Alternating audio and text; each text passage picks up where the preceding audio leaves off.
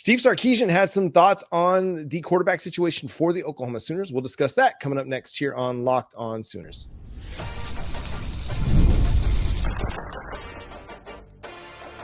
You are Locked On Sooners, your daily podcast on the Oklahoma Sooners. Part of the Locked On Podcast Network, your team every day. Once again, thanks for making Locked On Sooners your first listen every single day. Shout out to all the everydayers out there. Tune in and subscribe to the show wherever you get your podcasts. We're part of the Locked On Podcast Network, your team every day. We're going to have a lot of extra content for you this week. Yeah. I'll be live after the Brent Venables and Ben Arbuckle press conference on Tuesday. So reacting to everything that they had to say, join us on the live show there. We'll have a show with Locked On SEC's Chris Gordy coming at you this week. We'll have Brian Smith from the Portal. Also talking to OU Texas. We'll also get some of his thoughts on Oklahoma's 2027 recruiting class, which is on fire. And then we'll also talk with Spencer McLaughlin of Locked On College Football ahead of OU Texas. And then we'll have our guy Brad Kellner of Locked On Longhorns. We'll have our crossover show for Thursday. I mean, we are going to fill this thing up in addition to all of the regularly scheduled morning shows that we have for you here on Locked On Sooners. So again, if you haven't hit that subscribe button, please go hit that subscribe button. I would really love to see us at 15,000 subscribers before OU Texas kicks off. Ooh, you have the power to make it happen. You can do it. You can do it. All right. So Steve Sarkisian had his press conference on Monday, and obviously he was asked about how they're going about preparing for Oklahoma's quarterback situation because it's a little bit of uncertainty right now. And here's what he had to say. We'll plan for Mateer. You have to. He's a dynamic player. He's the heartbeat of that offense for sure. Everything goes through him. Steve Sarkisian, you've studied up, my guy, because you're exactly right. Like everything so far through the 2025 season has gone through John Mateer. That's why he's averaging over 300 yards of offense a game, because he's been so good for Oklahoma. I got to say this. Steve Sarkisian, ball knower. Ball knower. He's not an idiot. He understands how the dynamics go with Oklahoma and just the way that they've been playing this year. It's, the engine is John Mateer, and the reason why the engine is John Mateer is because John Mateer is the one that came with the offensive coordinator. We talked about that last segment. That's the only reason why you really want to make sure John Mateer plays this year, specifically because not only is he really good, but he knows the offense. He came with it. This is his third year in it, whereas Steve Sarkisian is dealing with the exact same thing with his current quarterback, who's now this is year 3 in the system. He's a redshirt sophomore. This is year 3 in the system, and he's understanding what it is to be a quarterback for him. And so, yeah, he knows that you want to play the guy that's the most experienced. They're going to be preparing for both. And with Brent Venables saying, last segment, we talked about how he has no clue when John Mateer is coming. Texas is not dumb. Like I said, they're ball knowers. They know. Yeah. Well, and there's a chance.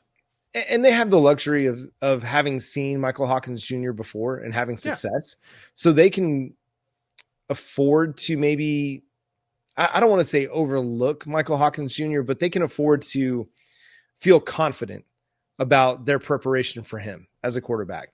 Whereas John Mateer, they've never played against him. Sure, they've got there's a lot of tape out there on him, but playing against him and seeing the tape of him are two different things. So you probably want to prepare for the veteran, the guy that, again, was a Heisman Trophy front runner until he had surgery. And then apparently all the quarterback ranking gurus out there decided he no longer existed. But I mean, that's probably what I would do too, is I would prepare for John Mateer, because the offense is going to look similar.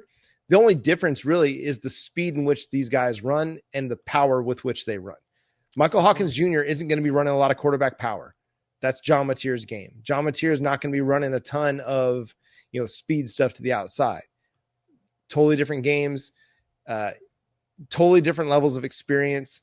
So for Oklahoma, it's about making sure that you have a game plan in place for Michael Hawkins, that if he is going to have to start, that he thrives, that he is comfortable and he can thrive. Yep. The most important thing is making sure that, like you said, Michael Hawkins is comfortable in the system and he's ready to play. And I think he will be. I think that they'll have a plan for both. I would not be surprised if both played. Let's just put it that way. That would not shock me. Do I want that? Actually, that would be fun. I wonder how annoying that would be for the opposition to have to plan like that. I mean, maybe a little bit. I don't want them to get too cute, though. We've seen them try to get too cute in the past. Fair. I wish somebody could have just erased the 2022 college football season from my mind because I don't want to look at that again. But I don't want them to get too cute. I want them really to come into this game looking to pound the rock.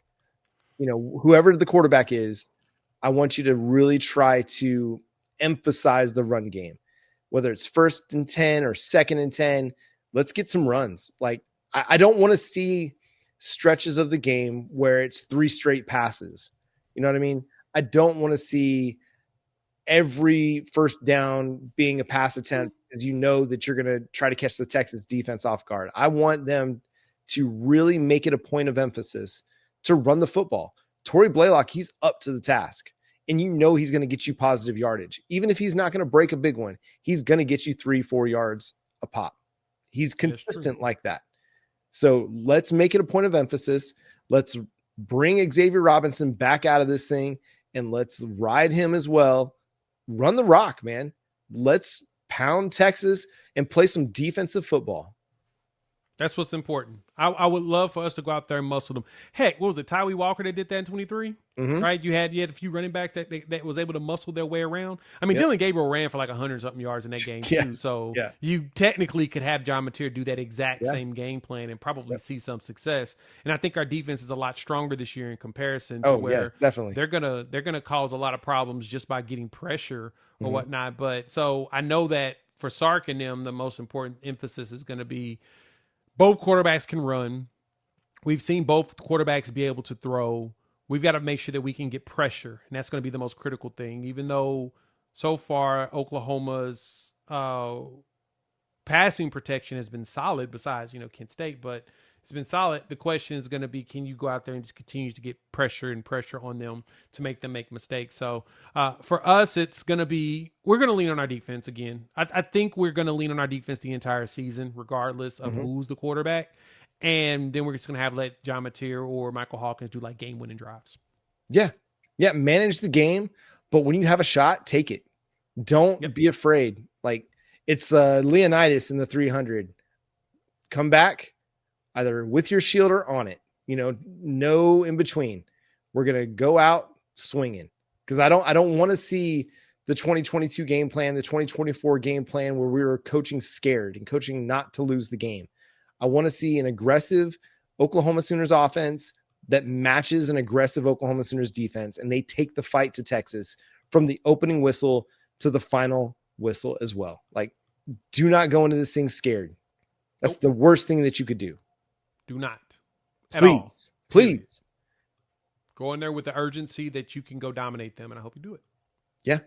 And that's going to do it for today's episode of Locked On Sooners. Thanks so much for tuning in, being a part of the show. Subscribe to the show wherever you get your podcasts.